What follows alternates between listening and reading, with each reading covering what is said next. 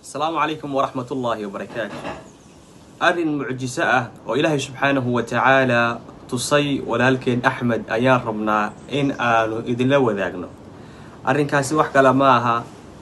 وحاكل عي ولكن حانون باصوها ليلي اختربو تجي وحلبو قلين باقليسا قلين كاغا مركا الله السمين أيوه وحالله بدين إياه إن قلين كآذن كبد بادي لكن سإلهي سبحانه وتعالى وحكومة نيستي إيمان وحا إلهي سبحانه وتعالى هلاشي دعو إن وكعل عليو صبحي وكعل عليو هبينكي وكعل عليو إلهي سبحانه وتعالى وحو نتيجة كردقي إن مركي وكون نقضي دختركي يكون نقضي وبارتانا ذي لمريي إن أي نقضي وحي يودن كم جيران أي نقضين وإلهي سبحانه وتعالى كشافيي هذه أي ضاونا أنا وحرم لأن كفى إذا سنة دعاء إلهي سبحانه وتعالى كشافيي ولكن waxaan ku soo dhaweynay walaalkeen Axmed marka hore soo isku keen baro horta walaalkeen Axmed waa kuma ahlan wa sahlan wa rahmatullahi walaalkeen assalaamu alaykum wa rahmatullahi wa barakatuh dhamaan walaalaha ku xiran walaalkay Sheekh Maxamed Jaamac aad baa salaamantiin marka hore marka kale toona hadiyadan ay idin soo diri doono waa mid adiga ku anfici doonto anagana anfici doonto anigu ninkan walaalkay waxaan isku nahay dad walaal Ilaahay dartiis isku jeclaaday khayrkan isla jeclaaday alxamdulillah magacaygu waa Axmed Jayta Suufi insha Allah waxa waaye waa inta badan waa taqaaniin inta ku xiran walaalkay intaan aqoonin barasho wanaagsan waxaan rabaa marka inaan horta qof walba waa amalkiisa iyo iimaankiisa ma sha Allah ay ku xiran tahay صح bishii hadda dhamaatay sideedaad ayaa waxaa la kulmay dhakhtar صح dhakhtarkii markaan u tagay wuxuu dhahay warniyahow xanuunka ku haayo meel hadda ka hor qaliin lagu sameeyay wuxuu dhahay xanuunka ku haayo ma garan karno laakiin haddii meeshaasi qaliinka hor lagu sameeyay dhanka wadnaha dhinaciisa xigto haddana waxaa laga yaabaa in xanuunkaasi 50-50 oo noqdo oo xanuunka mataqaanaa ii sheeg ama waa dhimo kartaa ama waa noolaan kartaa oo noloshaadiba qiil baa la geliyay qiil la geliyay Allahu akbar markaas waxaa ku dhahay wuxuu dhahay marka laba isbuuc ayaa fasaxaysataa inaad ku dardaaranto ama aad dadka mataqaanaa ay kugu dhow aad u sheegto wayhaan ku yiri waa ka soo tagay marka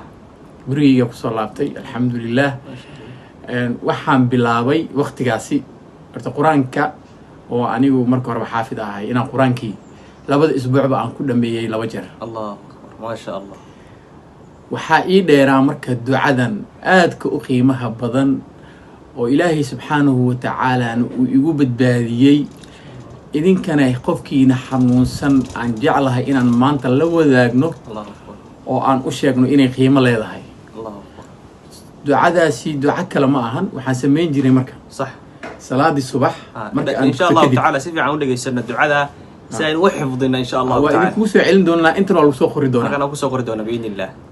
ducada waxaan sameyn jiray marka xilliga salaada subax marka dugto صح oo adkaartii iyo wixii aan akhriyo kadib aan fariisan jiray ما شاء الله ducadan akhri jiray ducada ku celin ha la cadad la cadad ma xisaabin jirin waa iska wadi jiray ما شاء الله galabkii casirkii markaan dugto ilaa salaada maqribka inta u dhaxaysana waan akhrisan jiray ما شاء الله ducadaas waan ku celcelin jiray ما شاء الله habeenkii saqdi dhax marka inta salaatul leel u soo kaco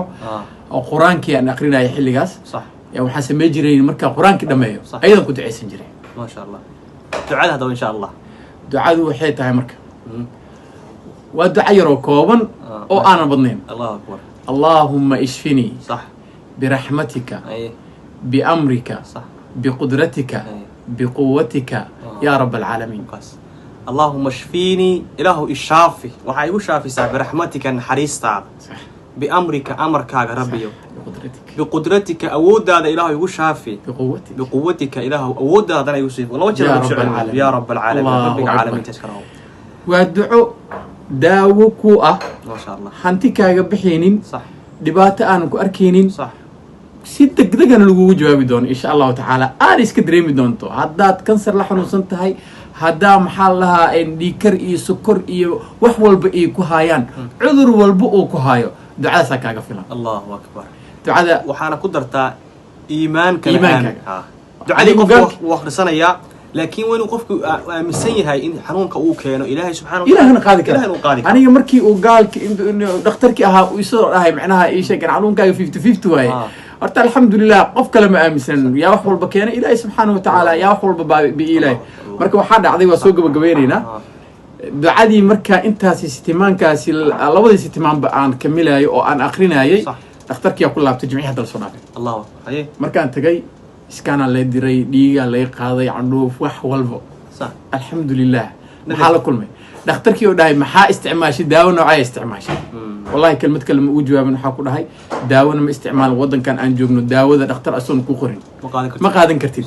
marka wax kale maanan isticmaalin ducadaas oo keliya iyo aayaadka qur-aanka ilaahay oo qalbigeyga ku jiray iyo iimaanka oo ilaahay aaminsanaa ilaahay igu shaafiyey marka waxaan jeclahay adiga inaad ka faa'iidaysato aana sii gudbisid walaalaheena usii gudbisin insha allahu tacaala waxaa lagu yidhi 2 isbuuc oo keliya baad haysataa ee dadkaaga la soo dardaaran balse ma niyad jabine ilaahay subxaana wa tacaala iimaan buu siiyey oo ducadan u akhristay ilaaha ku xirnaa ducadani waxay tahay halkan aan kusoo qori doonaa insha allahu tacaala allahuma shfiinii